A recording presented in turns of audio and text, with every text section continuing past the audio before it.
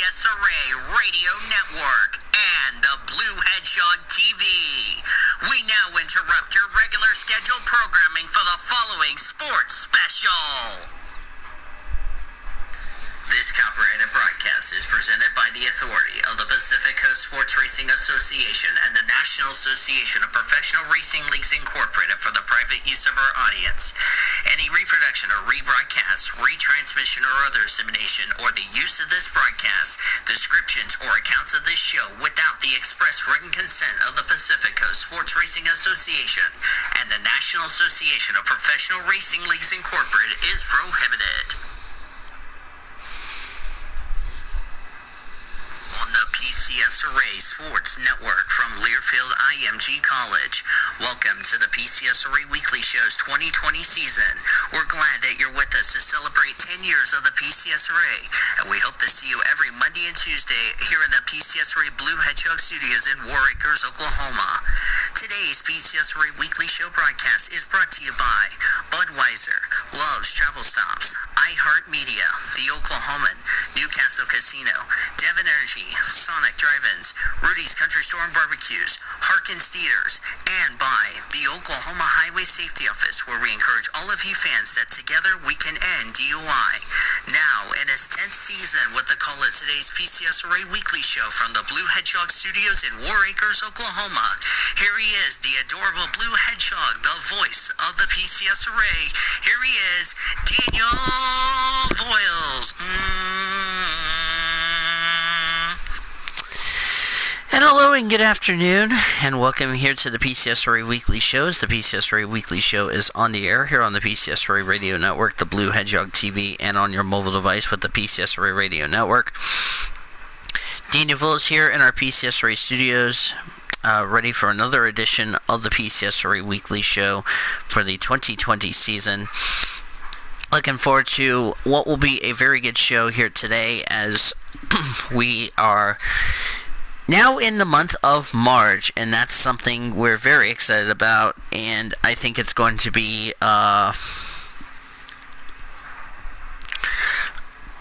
something we're very excited. So looking forward to that. As you can tell, our amazing panelists are coming in, but before we begin this show, got a few announcements before we get started. Number one is that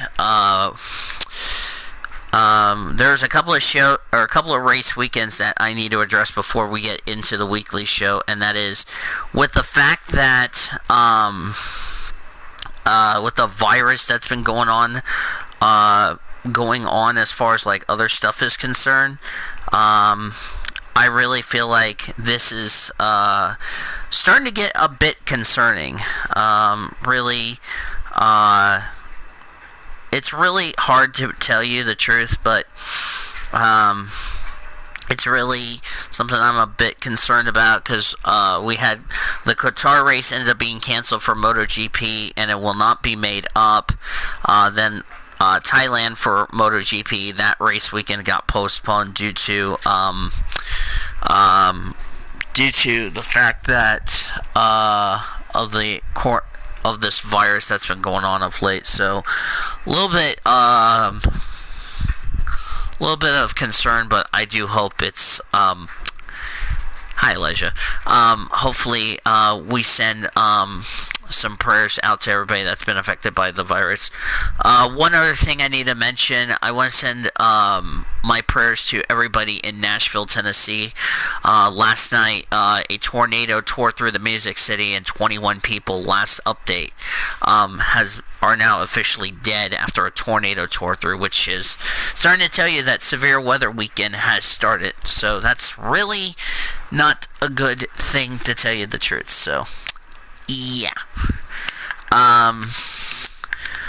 But yeah, I'm gonna watch the Best of February on Elijah's channel later today, so I put it in my watch later list. So yeah, should be exciting. So with that all said and done, let me tell you the agenda we got today. We're gonna recap the Auto Club and the Marrakesh E-Prix for Formula E. We'll take it through some news and notes in the NR report. I forgot to do this earlier. take you through the top story news. We'll talk about William Byron, who almost crashed the Gen 7 car,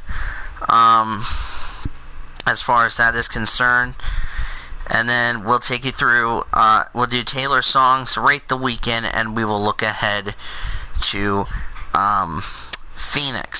So that's something we're looking forward to that. I just realized I forgot to put this agenda up, so yeah.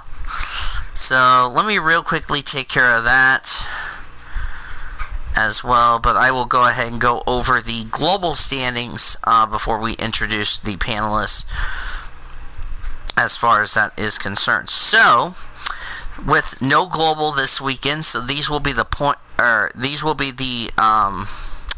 standings going into next week for the global standings, since there are no global races this weekend. And here are the standings, if I can go back up. So the global standings real quick, and then we'll just jump right into the NASCAR standings. So leaving Marrakesh, I still have the points lead, but Go Forth has tied with me on 14 points. We both have a 2-point lead over a tie for third between Nathan Orman and Cody Smart with 12 points. Greg Rutz is in 5th place with 11, and Zachary Taylor is in last place with 8. So let's introduce our panelists right now. Joining me for the PCSRA Weekly Show is I'm a Fully Clothed Angel fans, aka Nathan Orman, and Zachary Amazing Taylor.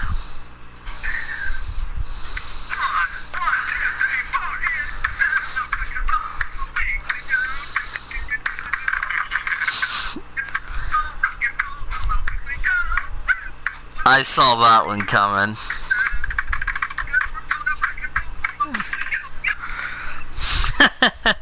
I find that funny, Taylor, so yeah. Yeah, let's just go ahead and get this party started. I want to apologize for no recaps last week because of the fact that one of my friends died, so I do apologize about that in advance. So yeah. So let's start off with the recapping Auto Club to get that out of the way, starting with the Xfinity Series Production Alliance Group 300. It was a race that was interesting, to say the least. It was almost like a Newark race right off the bat.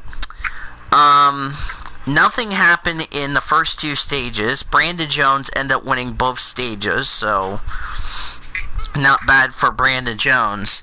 And then, in the words of Sean Williams, they went Newark like crazy. The first actual caution, Justin Haley cut a left rear tire down. The car was starting to wobble like crazy. He lost control, spun it off turn number 4. But he was close to the pit lane, so he got to stay on the lead lap and brought his car in, changed 4 tires, and they continued on. That was our first incident. The first wreck was Brett Moffitt, Joe Graff Jr., Michael Annette, and Brandon Brown. I think Brown and Moffitt touch, collected Michael Annette and Joe Graff Jr. Annette goes in the wall, loses the rear bumper of his car. Joe Graff Jr. got a small piece of it, which was not the day Michael Annette was hoping for. Then Matt Mills coming off turn number 2, he ended up getting loose, going through the bumps, hit one of those seams, just upset the car, really lost control, lightly taps the left front into the safer barrier, which didn't do a whole lot of damage. And then on the next yellow flag, Ross Chastain made contact with Noah Gragson, not once but twice. And then Gregson gets turned into the outside safer barrier on the back straightaway. That brought out another caution. Then we had a debris caution at lap 110. And then the final caution of the race, Chase Briscoe got in the wall a couple of times, got loose, spun, and went into the grass, had a couple of flat tires, and ended his chances of possibly winning the race. Late race restart. It was a battle of the Toyota brigades, and when it was all said and done, it was Harrison Burton who held off the pack and won at Auto Club Speedway, getting his first career Xfinity Series win. So the top 10 results for the Xfinity Series race were as follows. Harrison Burton wins, Riley Herbst second, Austin Cindric third, Ryan Sieg fourth, Justin Haley fifth. Anthony Alfredo, his best finish in an RCR car in his debut, he ends up 6th. Daniel Hemrick 7th, Ross Chastain 8th, Jeremy Clements 9th, and Josh Williams, an underdog driver, brings home a top 10. Well done to that 92 team. Couple of notable honorable mentions. Myatt Snyder driving for Ryan Sieg got 11th. Alex LeBay 13th. Brett Moffitt 14th. Vinnie Miller 15th. Trying to see here. I think that's it. And unfortunately, I didn't watch the Xfinity race because I had to work. So there's that tale. Then we go over to the Cup Series race, which I did watch. It was a very interesting race, to tell you the truth. Nothing happened in Stage 1. Alex Bowman won Stage 1. Then, for some reason, this did not bring out a caution. Christopher Bell had a mechanical issue. Your dad's been. That's good. That's good to hear, Elijah. Ended up being like a part inside the car which broke and busted through the engine. He had an engine failure. His day was done. He was the only retiree, I would like to point out, in that race.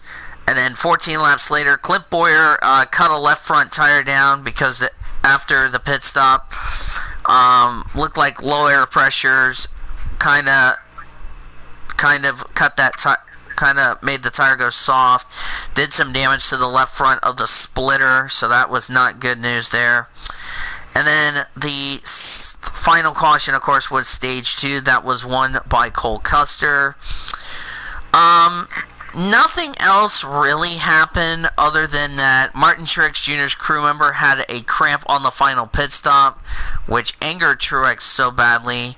Truex had a lot of cussing on the radio. Cussed about his teammates, cussed about this and that. Also, Denny Hamlin got into Kyle Larson. Larson went into the wall, which was a racing deal, even though Stapleton will not agree about it. So, yeah, that'll be a heated exchange.